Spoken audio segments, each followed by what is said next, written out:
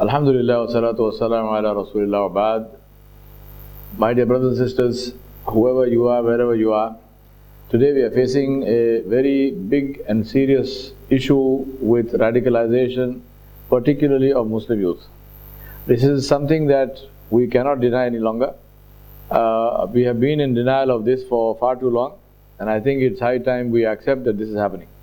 And we accept the fact that the biggest casualty of this, the ones to whom the greatest damage is being caused, both directly as well as indirectly, are we ourselves, the Muslim Ummah. And therefore, the primary motivation to solve this, I don't say responsibility because I think the responsibility is equally shared by everyone, but definitely the primary motivation to solve this is definitely ours. And I believe that we should take action to see what we can do, both at the level of government as well as the level of individuals, NGOs, communities, community leaderships, masajid, and so on. We need to look at and see what is it that we can do to get out of this very clearly life-threatening situation. And that's why I thought, let me share some thoughts with you. I want to start with this picture of this girl, which is taken from one of the Syrian camps. I think it's one of the saddest photographs that I have ever seen in my life. This little girl she has her hands both up in the air like that. She's holding back her tears. You can see how her mouth is up like this. She's holding back her tears, and she thinks the camera of the journalist is a gun, and she is surrendering to the journalist. I mean, imagine what are we doing to our children? I'm not, when I say what are we doing, I'm not blaming anybody. I'm just saying that this is something that is squarely in our lap. Now, what is the ISI? So let's quickly start with that, because that's what this lecture is about. I want to say to you very clearly, and I want you to remember this, and I would like you to use this in your own dialogues. The ISIS is a political problem. The ISIS is not a religious problem. So it's very important for us not to buy into the rhetoric either of ISIS itself, which projects and proclaims itself to be the Islamic State and the Islamic Khilafah. They are not. They are the exact opposite of that. And we must also not fall into the trap of the rhetoric of Western interests when they come to us with this allegation that the ISIS is something to do with Islam, and that it is really Islam which is behind the ISIS thinking and ideology, and it is the what they like to call the literal interpretation of the Quran. The ISIS and the ISIS actions are not the literal interpretation of the Quran, they are the literal misinterpretation of the Quran. There is no way that the Quran or the Hadith and the Sunnah of Rasulullah can be interpreted to mean or to support absolutely any of the statements or any of the actions of the ISIS. And let's be very, very clear about this. So those people, including some ignorant and misguided Muslims who like to portray this thing and say that what the ISIS is doing is really Islam in disguise, it is really Islam which is an extremist religion which is now coming to the fore, and therefore the truth about Islam is coming before us, and these are the people who are literally interpreting the ayat of the Quran. I'm sorry to say, anyone with any knowledge of the Quran and Hadith will completely disagree with you, and I suggest that you go and learn something before you talk. It is the literal misinterpretation of the Quran and the Sunnah, and that's the point at which I want to begin this. So trying to explain the ISIS through the Quran and Sunnah, which is the theological basis of Islam, is completely futile and it is misleading. The ISIS is a narrative that was started by those who created the ISIS, and to answer them in the language of their narrative is to play into their hands. That is the last thing in the world that we need to do. Now, I believe that we have defined the problem enough. Almost every lecture that I have listened to, we have people, Muslim scholars and Muslim leadership, which are effectively repeating the same thing, which is to say that the actions of the ISIS are haram, the ISIS has nothing to do with Islam, that the ISIS is the creation of the military industrial complex, of the weapons manufacturers, and so on and so forth, and the ISIS was created by America, and so on and so forth. Fact remains that no matter the veracity and truthfulness of all of this, I personally believe all those things are correct. Having said that, still we need a solution. Repeating the problem over and over does not give a solution. So we have to find a solution. This lecture, inshallah, is about solutions. So what are the solutions? I want to enumerate them very quickly, and then we will go into the detail of that. On the one hand, we need global solutions. The global solutions are four. Number one, eliminate wars by eliminating the military-industrial complex. Number two, eliminate weapons and weapon-based economies. Number three, change the situation where 1% of the population of this world owns 80% of the assets.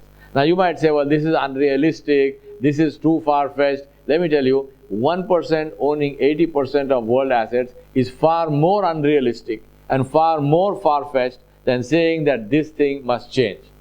1% got to own 80% not by accident, but because they planned that and they successfully implemented their plan. And sorry to say, we all got fooled into that. We are the people of this world, and we need to take this into our hands, and we need to change it. We don't have to go kill anybody, but we have to convince that 1% that they can still make the money, they can still be extremely wealthy, they can still live their wonderful lifestyles, yet we need not have a single starving person on the face of the earth. Now tell me, what can be bad about that vision? That is my vision. Not one single starving person on the face of the earth.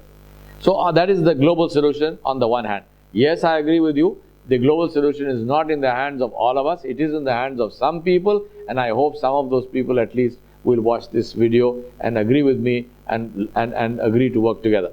On the other hand, now we're coming to the local issues. As far as the local issues are concerned, we are faced with the following. Number one, vocational training. Vocational training so that we give each person, each young person a skill, which is a marketable skill. Number two, entrepreneurial development. How to turn that skill into a business which can earn money, so the person doesn't go and stand once more in the grub line waiting to be employed by somebody else.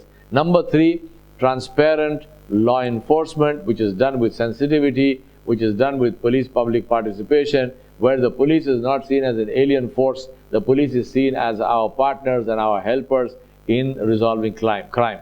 Number four is ethical journalism. You will still sell papers, you will still get TRP ratings, you will still have news channels. Believe me, you do not have to do to the media what you are currently doing.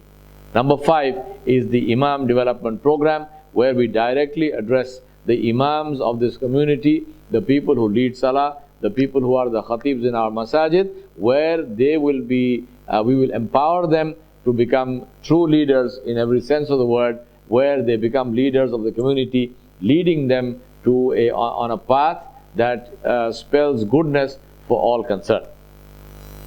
Abdullah ibn Amr radiallahu anhu reported from Rasulullah sallallahu alaihi wasallam.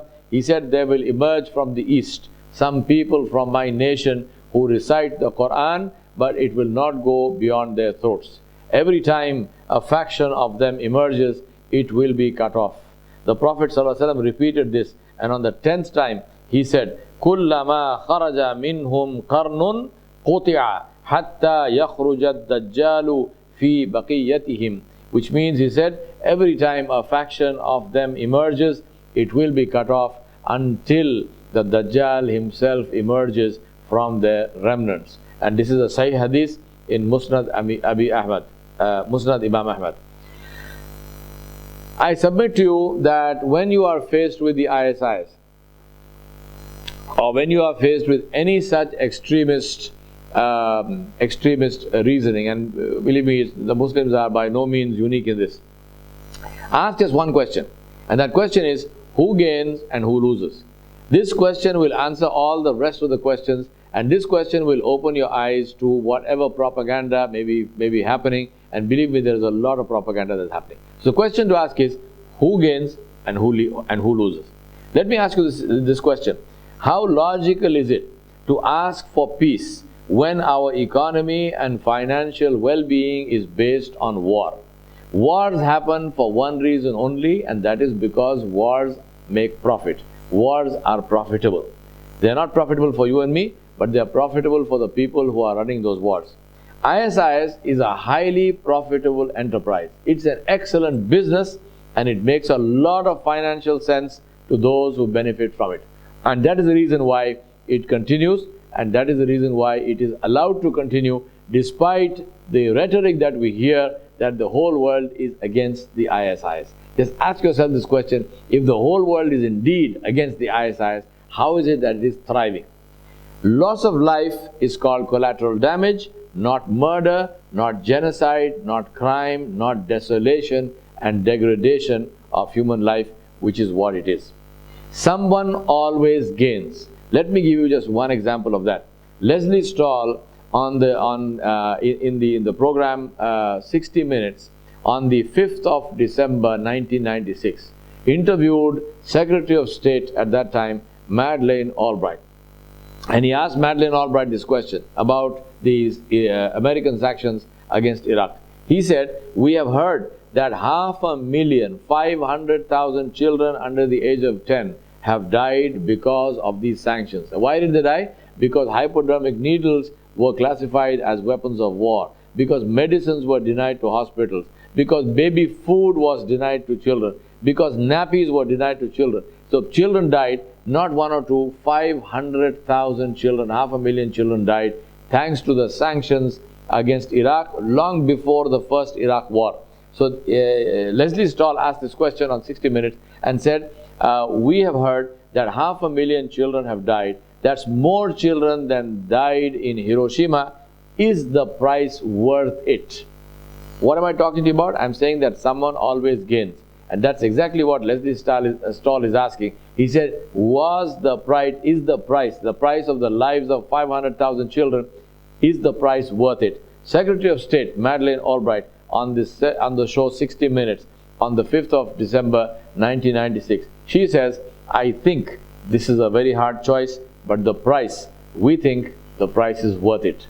Now tell me something, what kind of a statement is that? What does it tell a Muslim? What does it tell any human being with a heart? What does it tell any person with a child?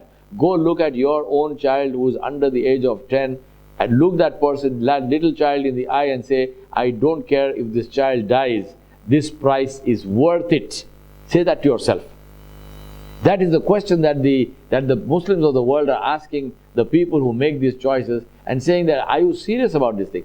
Are you serious to say that you can actually say something like this? You can base your foreign policy on something like this, and you expect that the world is going to simply sit there and accept it and say, "No problem, here is my child, kill one more so that you can make a few more dollars." Is this going to happen? Seriously ask yourself. I didn't imagine this. Go look up this particular interview, and I'm giving you the at the bottom of this slide is the link for that. Go look it up, do your own research. And that is only the number of children who died before the Iraq war. There was a first Iraq war, there was a second Iraq war, and that litany of death continues to this day in Syria, in Libya, in Iraq, in Yemen, in Afghanistan, in all over the countries of the world. What is the common factor between all those countries? Every single one of them is a Muslim country.